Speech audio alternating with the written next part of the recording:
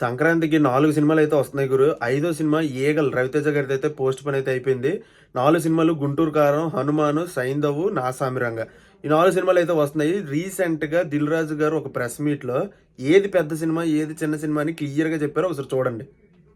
పెద్ద చిన్న అని ఎందుకు మాట్లాడతామంటే, నేను ఇంతకుముందు కూడా లాస్ట్ వీక్ మీడియా మిత్రులు నన్ను అడిగారు, సార్ పెద్ద సినిమా ఏంటి, చిన్న సినిమా ఏంటి అంటే, పెద్ద సినిమా అని అంటే ఎగ్జైట్మెంట్లో మనం మార్నింగ్ షోకి పరిగెత్తే సినిమా పెద్ద సినిమా. అది చిన్నది కానీ హీరో ఉండని హీరో లేకపోని.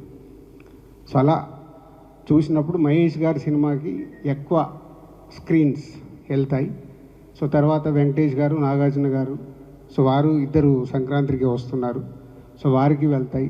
తర్వాత హనుమాన్కు కూడా వాళ్ళ డిస్ట్రిబ్యూటర్స్ మ్యాక్సిమం అందరికి ఇన్స్ట్రక్షన్స్ ఇస్తున్నాం.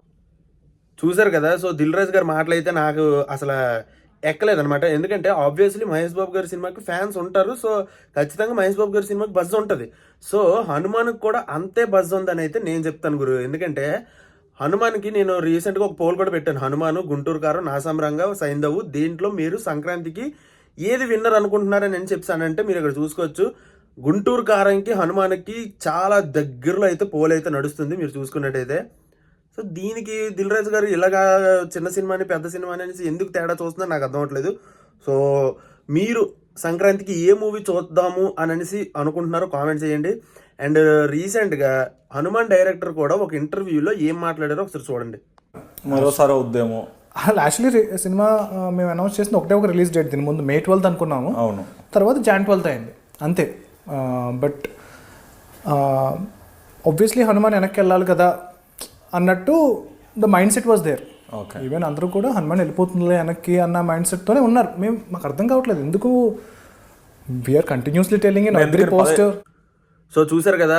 సో డైరెక్టర్ అయితే ఫస్ట్ నుంచి చెప్తున్నారు January 12th తగ్గేదే లేదు అన్నట్టు అయితే హనుమాన్ సినిమా గట్టిగా కూర్చుంది. సో ఇక్కడ క్లియర్గా చెప్తున్నారు ఏంటంటే, చాలా మంది మైండ్ సెట్ ఎలా ఉందంటే హనుమాన్ చిన్న సినిమా కదా, ఆ వెనక్కి ఎందుకు వెళ్ళట్లేదు అని చెప్పేసి అయితే అనేసి అంటున్నారు. సో బట్ ఇక్కడ చూసుకున్నట్టయితే బజ్ చాలా ఉంది హనుమాన్ సినిమాకి, వాళ్ళు వెనక్కి వెళ్ళరు అని అనేసి అయితే క్లియర్గా చెప్తున్నారు డైరెక్టర్ అయితే. దిల్ రాజు గారు కూడా చెప్పారట, ఫిబ్రవరికి పోస్ట్ పోన్ చేసుకోవచ్చు కదా, నీకు మంచి కలెక్షన్స్ వస్తాయి అది ఇది అని చెప్పారట. బట్ హనుమాన్ డైరెక్టర్ మన ప్రశాంత్ అయితే అస్సలు తగ్గేదే లేదు. ఎందుకంటే హిందీలో బాగా వీళ్ళు అయితే ఫోకస్ చేశారు. హిందీకి January 12th అయితేనే వీళ్ళకి కరెక్ట్గా సెట్ అయిందని అయితే మన డైరెక్టర్ కూడా చెప్పారు.